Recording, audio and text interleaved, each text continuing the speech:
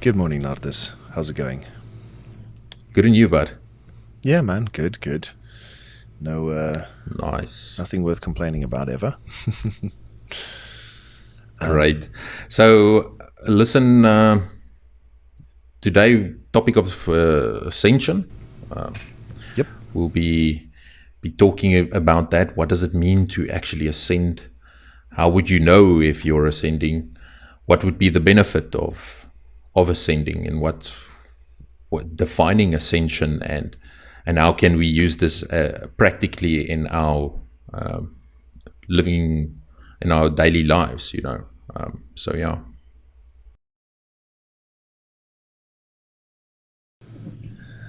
Okay, cool. Sorry, just making sure I've got the notes as we go. Yeah, cool. So I'll start with the definition. I think in order to understand it, there's a little bit of context that I'm going to read that I kind of was as I was brainstorming this topic earlier. So Ascension is basically the road back to divinity.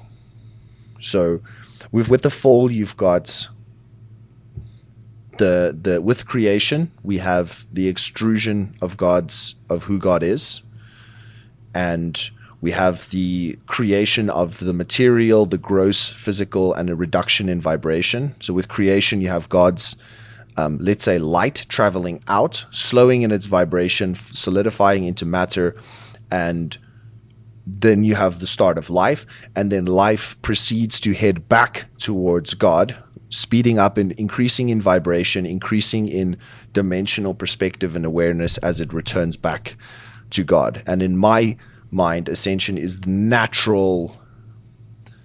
It's the natural flow of the universe. Things are naturally flowing back into ascension. Yeah, back to oneness or unity from that polarized point of view, back to that unity or just the beingness, instead of all the separation, right? Yeah. But at least in my mind, the separation is essential.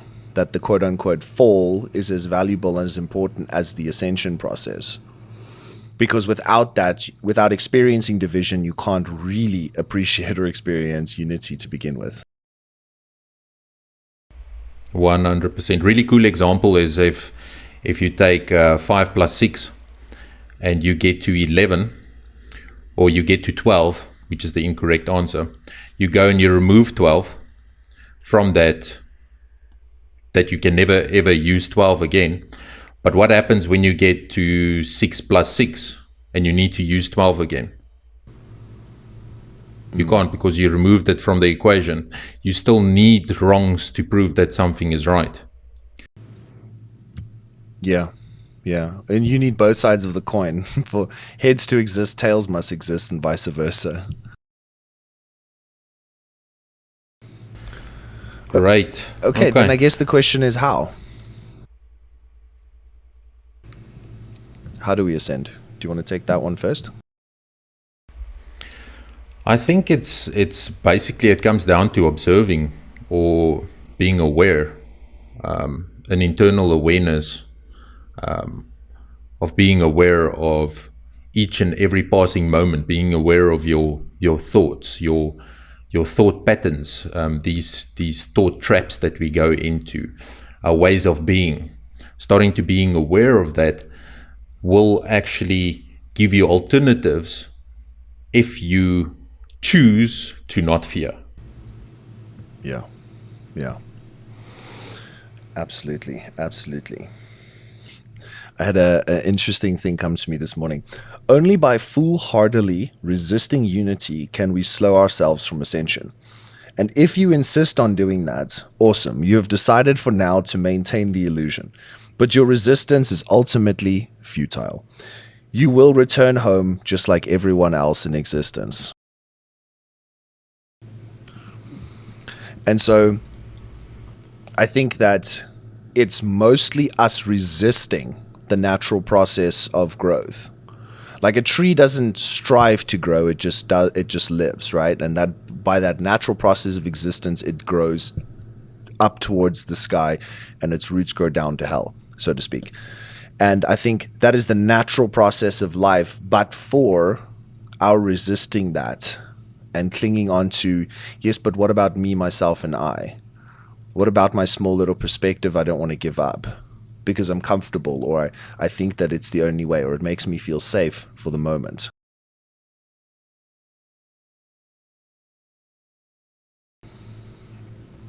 And so I think 100. yeah, I think you would agree with this, but part of the reason why we always recommend things like practices of silence and contemplation is that by silencing yourself, you sometimes are silencing your resistance to the natural processes that God has inbuilt into his creation. And by silencing yourself, you're often able to see where these impulses of resistance are. No, but I want to retreat, there's this impulse to retreat into the fear or to retreat into the comfort. And these practices, and the reason we encourage them is because we feel that they help you to decondition yourself from those things, to become aware of them so that you stop resisting the growth that is trying to take place. Yeah, definitely agree with that, because that resistance, at the end of the day, it doesn't bring us anywhere. Because the only way to get to a real in-line spiritual state, if I can use those words, is being in a relaxed state, firstly. And if there's resistance, relaxation is not present. If there's relaxation, normally resistance is not present. And I think the act of creation, creating your own reality, creating new ways of being, creating new ways of thinking, that all comes from a relaxed state. It will not come from a state of resistance. You will not be able to overpower the previous thought patterns or ways of being or ways of thinking by being in a resistant state. So need to be in a relaxed state. I definitely 100% agree. And I think there's something also to be said for, look, we need to be powerful too, right? We need to be relaxed, but we also need to be able to demonstrate power. But to really maximally demonstrate power, if we take a very simple example as a physical example, if you have cramps, let's say, right, which would be a state of resistance. Let's compare, a spiritual state of resistance to having a cramp. Well, you are not able to maximally produce force. If you get underneath a bench or you get underneath a squat or you lift up a rock from the ground, if you've got cramps in your back, you're not going to move that heavy object because you're not able to coordinate effort or force either. And I think sometimes people are exhausted because they are constantly fighting their resistance. They're all cramped up, spiritually speaking, and it's just this, and they're in this fight with themselves that if they got quiet, relaxed, decramped, then they could go out and actually exert that spiritual force. They want to, especially people that are ambitious often. I think we fall prey to that. It's like, I'm going to change the world. I want to help fix things. I want to do something good for everyone. I want to feed the poor, whatever that thing is that you have. And you just get exhausted because you're actually resisting yourself.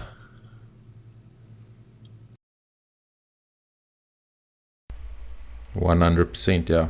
So tell me, do you think by ascending it's a relaxed process? I think it's a dynamic process of relaxation and expression and power. But I feel as well, as we said earlier as well, without that resistance, how will we know what we don't want, So it can be it normally or usually is an extremely lonely path and a confusing path at many times during the interval of as we're going up and ascending or awakening. It is not just sunshine and roses. It's a destructive process. It's destroying the old. It's burning down those things that made us feel comfortable. Yeah. Yeah.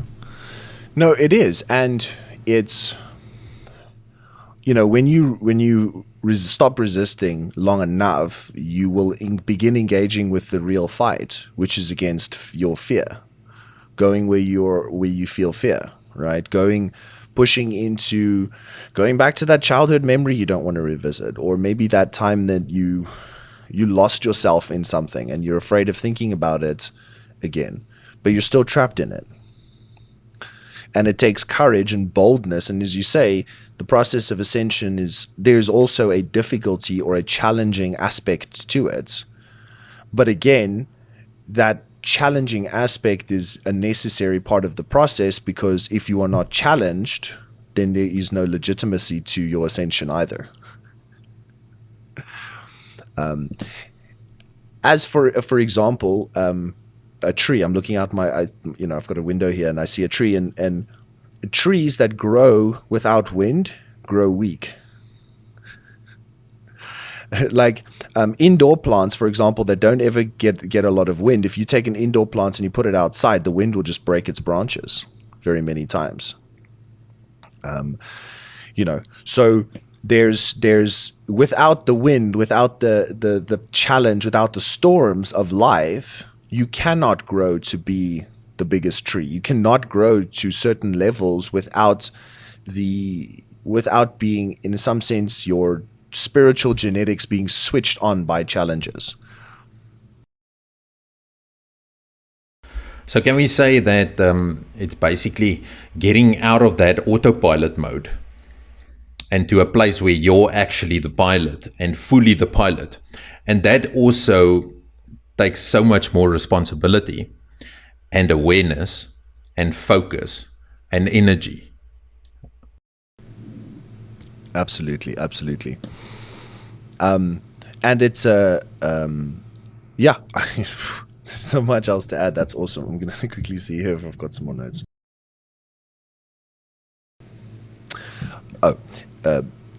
This I think is important, because I think sometimes, so there's this idea that we have, and we hear it, where people are trying to escape the physical. There's a lot of talk about ascending away from our bodies and these sorts of ideas. Now, I'm not saying that there isn't a stage at which we will no longer inhabit physical vessels in our spiritual evolution, but I think a lot of people, there is this idea that ascending is rejecting the third dimension. And I don't quite feel it's that way. I think the return is a very long journey, so fear not the ride, because the ride is not even close to over. The adventure is kind of just beginning. It is just starting, right? We are really at the beginning of a very, very long road of growth and adventure and discovery and self-discovery, because in some fundamental way we are pieces of God, and the return journey back to godhood, so to speak, is a growing and learning about who we really are, which is God. So we are learning about God as we progress in this journey, and you're not giving up all of the fun. Like, a lot of people think that sort of sin and debauchery, so to speak, or just being stuck in the physical in a sort of a hedonistic cycle is like fun. But it's really not, because you're living in a ton of internal resistance. You're not really living out who you want to be. And when you walk the path of ascension, you'll discover that you are having more fun, that you are actually experiencing more joy and more pleasure, because you are actually experiencing those things instead of being addicted to them and not enjoying them, because we all know that you stop enjoying an addiction.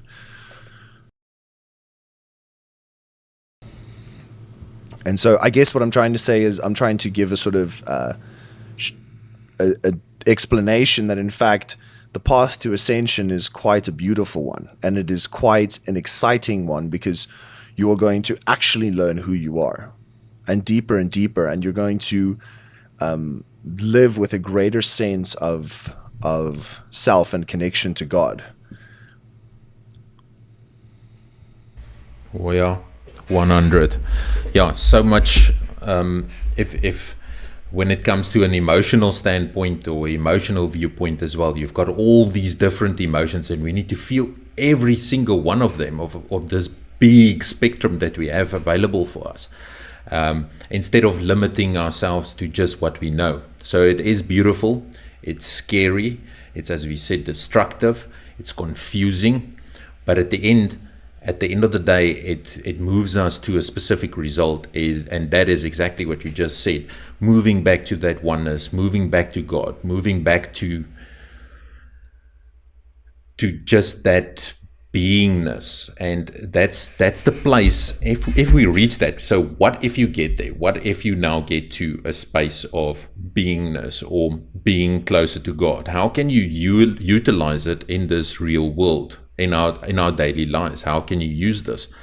Well, you don't have all these emotional attachments or mental attachments to all these things that happen to you through your life experiences, your upbringing, your parents, your friends, your whatever it is that played an impact on your life.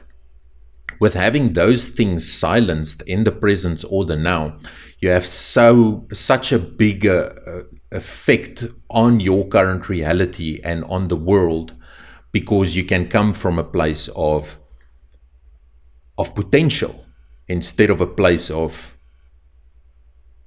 I already know this, and I'm bored, or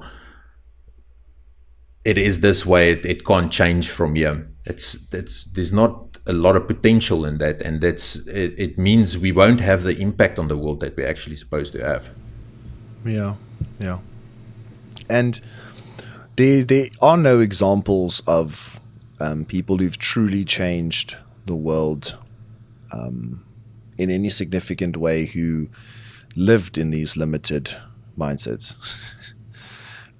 Whether for the good or the bad, you have to relinquish these limited mindsets in order to make any impact at all.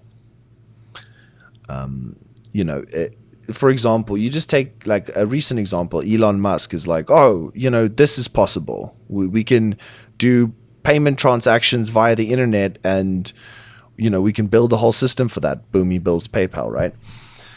So it's dreaming, and we know that was very successful. It's successful to this day.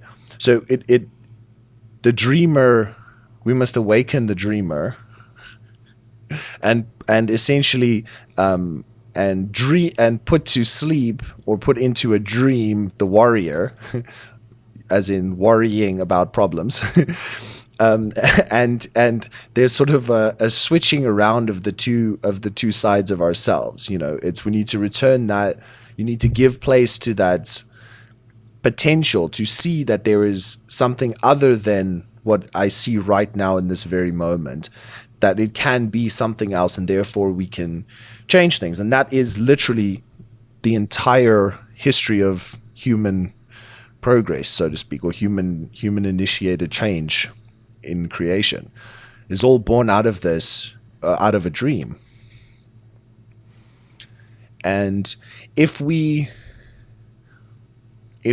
have these spiritual cramps, we will continue to limit what we think that we could do in terms of how big we dream. And that will then ultimately limit what we're able to achieve and what the world could be. So what are some... Yeah, you couldn't have said it any better there, man. Like, we've got such a big, such a more powerful impact on the world when we're coming from a place of potential. What you just said, Jesus said it best. Ye must be born again, for except ye be born again, ye cannot enter the kingdom of heaven. And that has probably been so misunderstood as well, but that's basically what you just said and what we're talking about now. But it's being born again, not taking the known path, not doing the things you already know and that you've been doing in repetition throughout your entire life.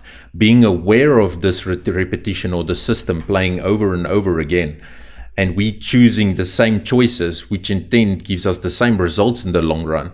Whereas we can take a different path, Be aware that we've always made this choice. We're not happy with the results we're getting. Make a different choice and you would probably get a different result.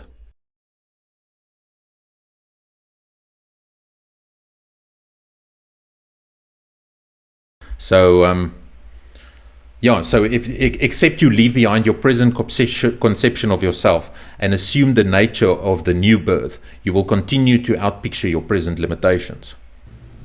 Yeah, that's good. That's really good. That's very well said.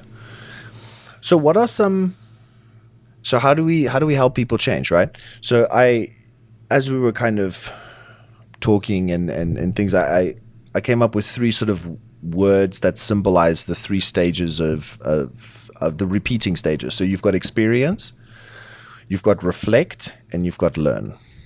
So you need to experience. You need to go and sit in the silence. You need to go sit on a mountaintop or live life or experience what's going on around you. Many people are kind of numbing themselves instead of experiencing, or not paying attention to that, distracting themselves instead of being present. So we need to experience, then we need to reflect on that experience. In other words, we need to, and then of course we learn from that through that reflection. And then you just repeat that process over and over again. I think that's one of the frameworks, I guess, to explain the practical application of that is be willing to experience. Be willing to reflect on that experience. Did I like that? Do I want to repeat that experience? Is this in accordance with my nature, or is this in disaccordance with my nature? Reflect. Now I've learned this is not in accordance with my nature. Therefore, I will do this, and this to produce a different experience, attempting to achieve something more in harmony with my nature. And then you do that again and again and again until slowly but surely you will move closer and closer and closer. And I think you said earlier, like, well, what when we get there, right? And I think there is a final destination, which is, I guess, the merger back into God. But that's a very, very long way away. And it's kind of like an asymptotic thing, is as you learn, you get closer, you learn exponentially more, until you're just millimeters away from God. And every atom you get closer is an entire new dimension of experience, reflection, learning. And that process is almost, in the sense of the scale of time, that process is infinite, that we're always infinitely approaching. Yet, even in infinity, there is an end. But I don't think of it as something to try to get to quickly. It's not like you can't rush to an end goal. There's just a extremely long, very, very long eternal journey, so to speak, back into the heart of God, if that makes sense. At this point, my language is falling apart because we're talking about such, there's a multidimensional aspect in things, but there's sort of something, a way that I thought to express that. Yeah, so I 100% agree with you. Like small incremental adjustments makes a big difference in the long run. And by, as you said now, through experience, and then seeing through that experience, listen, does this affect me positively or negatively? Does this have a positive or negative effect on my external circumstances, on the people around me, and on my external world? And then integrating that, as you said, learning, integrating that experience and making the different choice to benefit yourself and the other beings around you will give a better result in the long run. And if you keep on doing these small incremental changes with these small little choices that we take as insignificant, in the long run, this will have a total reality change, and it'll get you closer to the emotions and the frequencies of love, connectedness, unity, and that in turn means you'll you'll be better for all the beings around you and for your total world around you. So what can be negative about that? But the thing is, we as a society, we are too scared to step out of that boundaries. We are too scared to do the things we should actually do, because it means delving in the unknown. But that's the only place where we can actually affect true, real change and make the world a better place, like everyone always says. This is the actual only way of making it better, by feeling also the things that we don't want to feel. Yeah, yeah. And making a choice based on that. Because in those experiences, your ego brings up your doubts, your fears, your resistances. And that's where we normally say, okay, I made this, but I didn't like this feeling, so I'm just going to do what I know again. And then you keep on getting what you know and what you've known for your entire life. That doesn't sound like ascending. That doesn't sound like bettering the world around you. That does not sound like bettering yourself. The only way you can do that is to delve into that fear and look it straight into the eyes and say, okay, by doing this, yes, this does not feel good at this moment, but in the long run, what I'm going to get from this, the benefits of this, you can't even compare the two with each other, because the one will keep you stagnant, will keep your reality stagnant. And if you're unsatisfied with your reality, whereas 99% people are, what's the only thing you can do is you can change the way you reflect on it, how you observe it, and how you interact with reality. Yeah, response. Respond to reality, don't react. Yeah, so I don't know if there's anything else you want to say. We said we're going to keep it short. There's a lot of things I can still say, and you as well, I believe that. But yeah, I don't know if there's anything else important you want to say, Bud, or do we keep it? No, I think around 20 minutes, close to 30 minutes is good. If there's any last thoughts, I would just say take some time out of your day every day. If it's 5 minutes, it's 5 minutes to work on bettering yourself. Whether that's you need more quiet because you need to be able to reflect because you've been experiencing and you're not reflecting.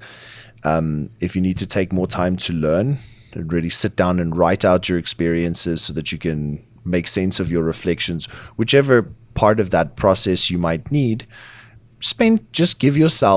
invest in yourself. Just invest 5 minutes a day. If I'm going to conclude with something, invest 5 minutes a day into bettering yourself and loving yourself so that you can be happier in the future. People say, oh, I love my children. I'm too busy to take care of myself because I've got children. Well, then you don't love them, because if you don't take care of yourself, at least a little bit, I'm not saying you ignore your other responsibilities and just go live in a mountain alone, but take a little bit of time to also love yourself the way that you're trying to love other people. Take a little bit of time to invest in yourself.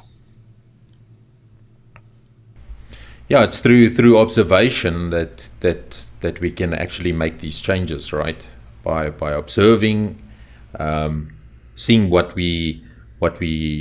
works for us and what doesn't work for us, and then moving that forward into the future, whereas it doesn't have the same result that it had before, and that all started with you observing. So that's basically it. I think there's this one verse. It was in the book of Thomas. I'd like to read this quick. It's literally just one small verse that Jesus said, and he said, when you make the two into one, and when you make the inner like the outer, and the outer like the inner, and the upper like the lower, and when you make the male and female into a single one, so that the male will not be male, nor the female be female. When you make eyes in place of an eye, a hand in place of a hand, a foot in place of a foot, an image in place of an image, then you will enter the kingdom of heaven.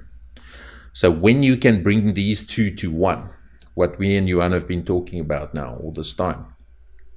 And this inner reality, the same as the outer reality,